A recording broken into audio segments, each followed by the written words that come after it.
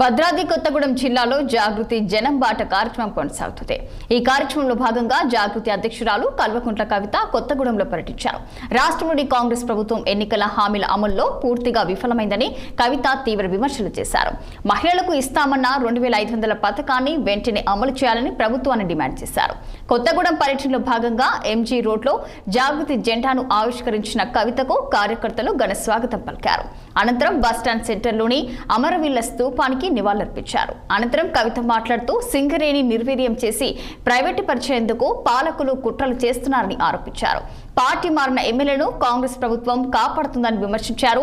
Speaker తీసుకున్న నిర్ణయం ప్రజాస్వామ్యానికి తూట్లు పొడిచినట్టుందని కవిత వ్యాఖ్యానించారు. మరి అనేకమైన సమస్యలు ఉన్నాయి. ఒకటంతో ఒకటి ఇవాళ రేపు 2 రోజుల్లో సమస్యాత్మకమైనటువంటి ప్రదేశాలను పరిశీలించడంతో పాటు ఎవరెవరైతే బాధితులు ఉన్నారో వారితో మాట్లాడడంతో పాటు ఓవరాల్ గా కొత్తగూడెం జిల్లా అభివృద్ధి మరి ఎక్కడ ఉండే ఎక్కడికి వచ్చింది ఇంకా ఏం చేయాలనే అన్ని అంశాల మీద మేము కులంకుశంగా ఈ 2 రోజులు పర్యటన చేయబోతా ఉన్నాము. దాంతో పాటు మీ అందరికీ తెలిసిందే ఇవాళ తెలంగాణ రాష్ట్రం వచ్చింది. మరి తెలంగాణ రాష్ట్రంలో ప్రజాస్వామ్యం పరిడవిల్లాలని అనుకున్నాం. కానీ నిన్న స్పీకర్ గారు ఇచ్చినటువంటి తీర్పు ఏదైతే ఉందో అది చాలా దారుణంగా ఉంది.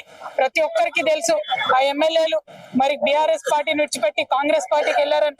అయినా సరే స్పీకర్ గారు ఎటువంటి ఆధారాలు లేవని చెప్పడం అంటే నిజంగా కూడా చాలా దారుణం. రాజ్యాంగాన్ని అపహాస్యం చేయడమే నేను బలంగా నమ్ముతున్నా. ఏ పార్టీలోంచి ఏ పార్టీలోకి వెళ్లారన్నది కాదు. పార్టీలు మారినప్పుడు నైతికతను ప్రదర్శించాలి, రాజీనామాలు చేయాలి.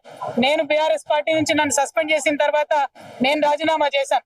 ఇంకా కాంగ్రెస్ పార్టీ అదే విధంగా చైర్మన్ గారు యాక్సెప్ట్ చేయలేదు, కానీ నేను రాజీనామా చేశాను. ఎందుకంటే ఒక పార్టీ నుంచి వచ్చినటువంటి ఒక పదవి ఆ పార్టీ మారితే కనీసం ఆ పదవి వదిలిపెట్టే అంత నియత అనేటటువంటిది ప్రతి ఒక్కరికి ఉండాలి. అట్లా కాకుండా స్పీకర్ గారే వారికి వత్తాసు పాడడం, మరి ఎమ్మెల్యేలందరినీ కాంగ్రెస్ పార్టీ రక్షించడం అంటే చాలా అన్యాయం. ఇట్లా ఒక్కొక్కటి వ్యవస్థలను దెబ్బతీసుకుంటూ పోతే ఫ్యూచర్ లో పిల్లలకి ఎటువంటి ప్రజాస్వామ్యక విలువలు లేకుండా ఉండేటటువంటి రాష్ట్రం తయారవుతుంది. దానివల్ల అల్టిమేట్ గా పేద ప్రజలకే నష్టం జరుగుతుంది. దీన్ని తెలంగాణ జాగృతి తీవ్రంగా వ్యతిరేకిస్తున్నది. స్పీకర్ గారి నిర్ణయం సరైనది కాదు అని మేము బలంగా